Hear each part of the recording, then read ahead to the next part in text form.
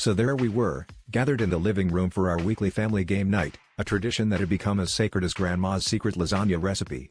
This particular evening, we decided to break out the charades set, thinking it would be a harmless way to stir up some laughter and maybe a few embarrassing moments caught on camera for future blackmail. There was the usual cast of characters, Uncle Bob with his questionable mime skills, Cousin Jenny who could somehow make every clue seem like a question, and Aunt Linda, who had recently taken up interpretive dance lessons at the local community center.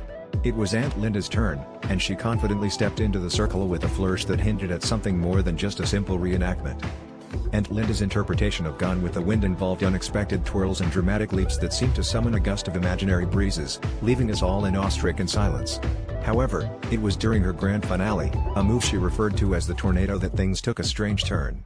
Our neighbor's cat, Whiskers, who had been lounging on the windowsill, suddenly sprang to life, clearly inspired. With a wild glint in its eyes, Whiskers leapt into the circle, matching Aunt Linda's frenetic energy with a series of spins and paw flicks that were both mesmerizing and utterly ridiculous.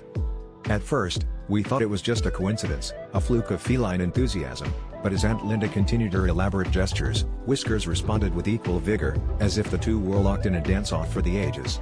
The room erupted into a cacophony of cheers and laughter, with bets being placed on whether Aunt Linda or Whiskers would win this unexpected showdown. The stakes were high. The winner would claim the illustrious title of Ultimate Performer of the Night, an honor that had never before been challenged by a non-human participant.